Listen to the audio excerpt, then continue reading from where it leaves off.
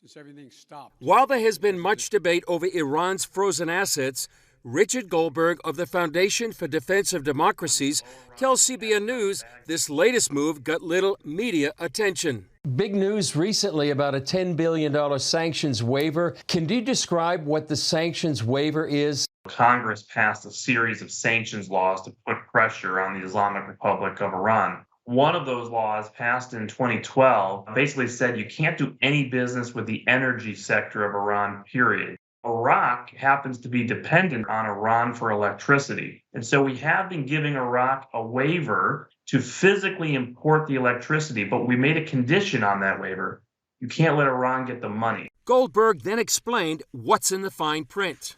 What President Biden has done is change that deal with the Iraqis. And so when he issues these waivers now, he says to the Iraqis, you can now move the money to Iranian bank accounts outside of Iran, in this case in Oman, and let Iran process transactions. So we're giving them $10 billion effectively of budget support in a major change of policy. What are your thoughts about the claim by the Biden administration that $10 billion won't be accessible to the Iranian regime? They're saying the money doesn't go into Iran.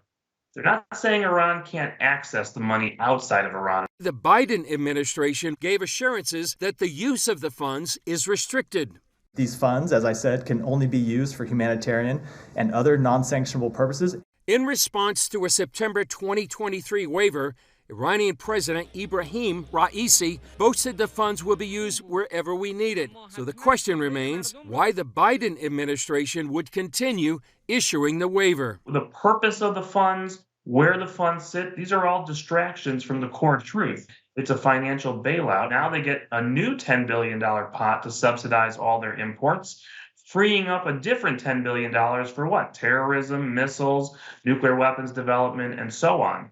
What do you think the Biden administration's motives are for releasing these funds? The White House is desperate for quiet. It's an election year. It's politics. The world is on fire at the moment due to policies of the last 3 years.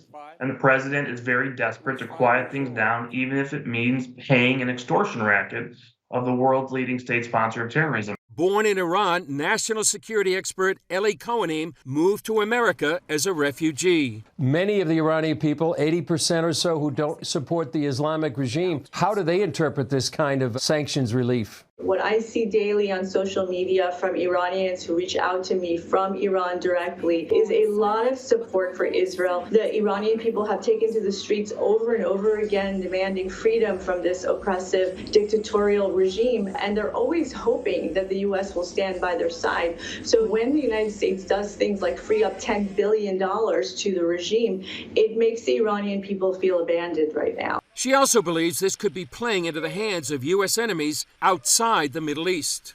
China, Russia, which is in this axis with Iran and North Korea, they're certainly watching the Biden administration. And it's just a terrible signal. We cannot be on the one hand fighting Iran and on the other hand funding them.